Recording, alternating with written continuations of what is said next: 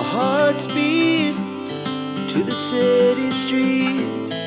We began to feel the fire.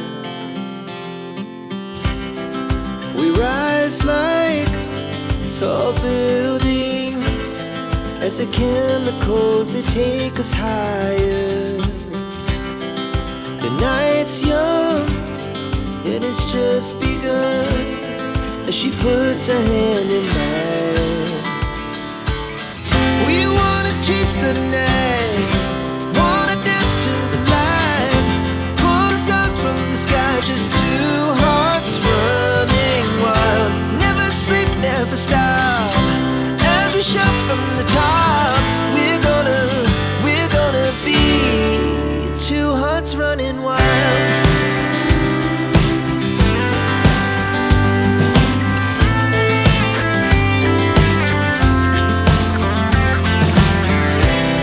Now the morning is the afternoon. We lay awake in bed. The laughs so loud as the hours pass. We're gonna do it all again. We wanna chase the night, wanna dance to the light, pull the stars from the sky, just two hearts running wild. Never sleep, never stop, as we shout from the top. We're gonna be, we're gonna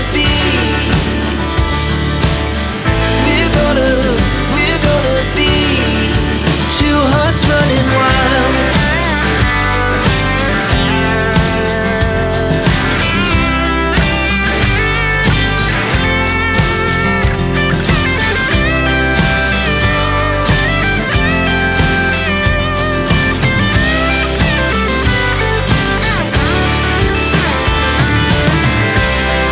The moonlight, summer sky, it was the best we ever had. And we'll stay young forever. We'll never have regrets.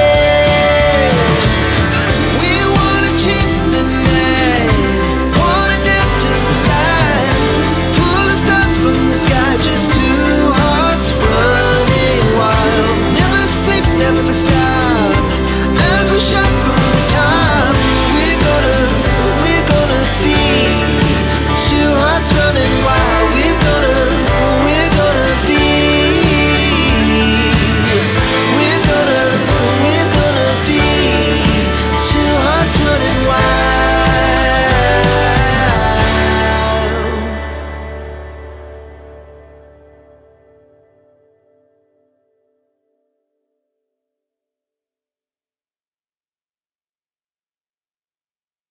जन्मभूमि या किस विशेषता के रूप में जानी जाती है, हम वो जानने के लिए आए हैं। तो आप इसकी विशेषता बताएं, यहाँ पे क्या ऐसी विशेषता है जिसके कारण भगवान परशुराम जी को यहाँ पे पूजा जाता है, और यहाँ पे आसपास कौन कौन सी चीजें हैं, उनके बारे में विस्तार से बता दीजिए।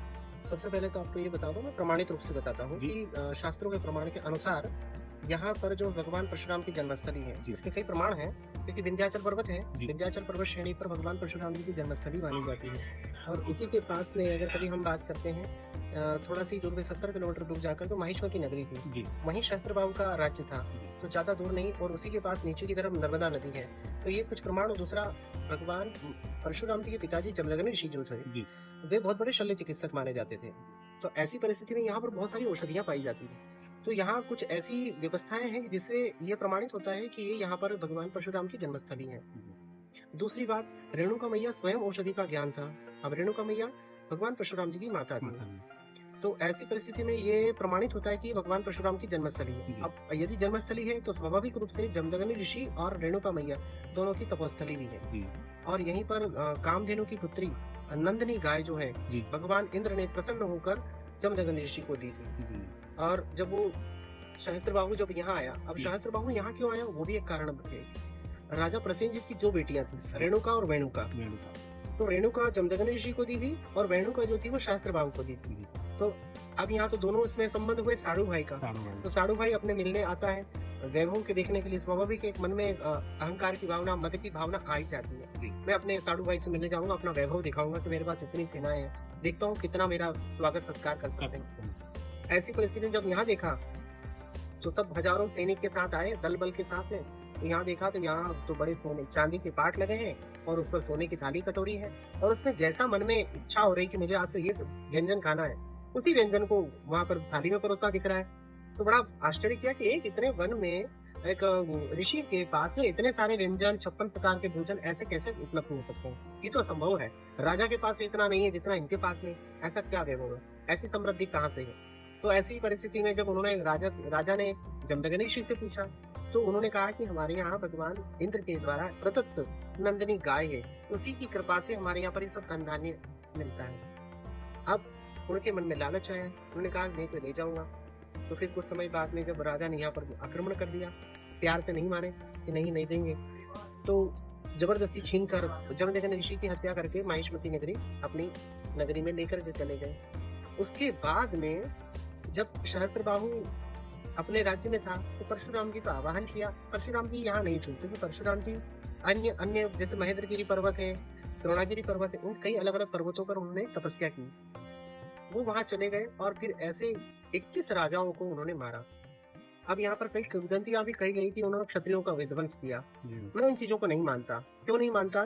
कि ये केवल एक कथानक तय किया गया था, जिनको कहते हैं नैरेटिव सेट किया गया था कि हम हिंदू समाज में विघटन करते जाएं, तो राजपूत और ब्राह्मण लड़ते रहेंगे, क्योंकि ब्राह्मण कुल शिरोमणि भगवान परशुराम जी ने क्षत्रियों को मारा, यहाँ ऐसी बात होगी। लेकिन वास्तव में हुआ ये था, सबसे